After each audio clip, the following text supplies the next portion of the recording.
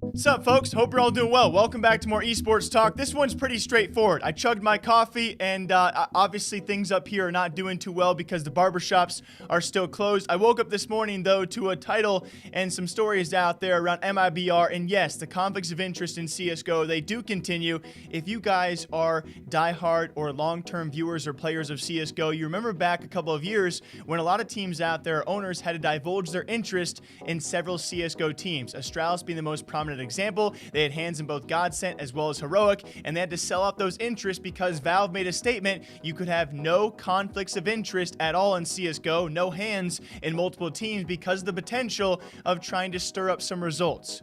It makes a lot of sense until a couple years later, Valve apparently going back on their word. Yes, for this upcoming major, they did say all teams out there have to make it known their conflicts of interest. But that's it. Once you make it known, apparently, it's okay. That being the case with MIBR, set today to play the same team they have financial ties to, that being, Gaming. And, just for the sake of a little split off, here's a video I posted to Twitter earlier about, how they maybe found their name for their CSGO team Rust organization. I'm crazy. All right, guys, we're going to start an esports org. What do you guys want to call it? Yeah. Yeah? Yeah!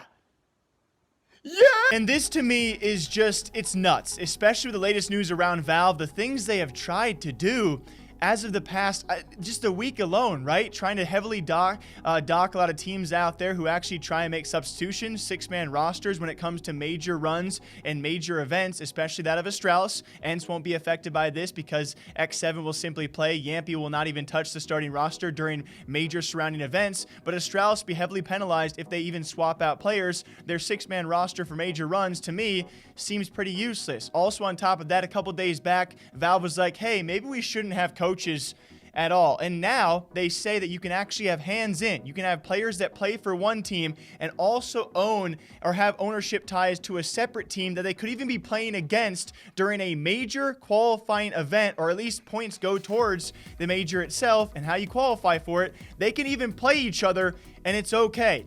MIBR set to play Gaming. There's going to be a few people out there. There's probably, hopefully, a few small people out there saying, why is this so bad? Because you have several players out there, yes, most of which are no longer tied to MIBR. You got Zeus, you got Coldzera, you got Dead, but one of them, Taco, presumably, and maybe even Fallen, although it's only confirmed right now, Taco still has apparently ownership ties to Gaming. Alongside that, a financial agreement MIBR has with this team to potentially sign a couple of their players if they want to. These are direct ties. It is not a case of whether or not they will abuse this. It's a case of we don't know if they will.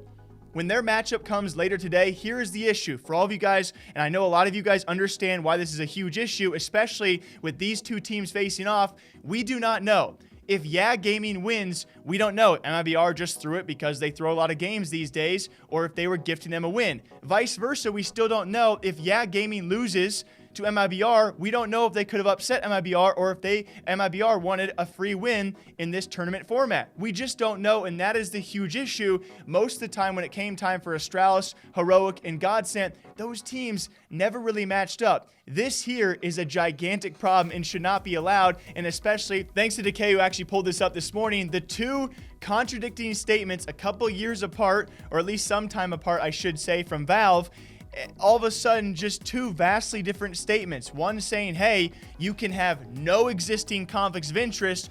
Fast forward to today where it's like you can have conflicts of interest, just make them known publicly and then it's okay because at least people know, right? No, just because I know that MIBR has financial ties to we still don't know if they're going to take advantage. If MIBR wins, we don't know if that result was made to happen or fixed to happen. If wins, we don't know if that was made to happen or fixed to happen. Just because we know publicly there's a disclosure there of financial ties between these two teams, we still don't know what the results could have been and what they're going to end up being. This is ridiculous. This has me a bit peeved. Valve has been doing some crazy things in CSGO, and this one I do not like, I do not approve of, and you gotta wonder, in the back of your head, I don't ever mean any offense to these players. I love all these players. Guys, my job is to cover these players as well, but you gotta know, when this rule was established and teams were told, you're going to have to disclose your financial interest, and all of the players from MIBR, especially as of right now, Taco, was he not thinking, maybe I should sell this off. Maybe I should cut this tie somehow. Do I have enough time to cut that? And especially when the groups were drawn and they saw the matchup eventually to happen, maybe the players were like, okay, maybe we should do something. It's about to be an issue. And now it's an issue, and Valve's going to let it happen. I don't agree with this. Hopefully updates coming soon, guys. MIBR, potential finance, it's not even potential. Yeah, a few players out there have financial ties to a couple of teams, some of which actually play for one team and have financial ties and ownership in another team that they're set to play today. This is crazy. Hope you all enjoy. Until next time, drink your Wawa, drink your coffee. Okay, bye.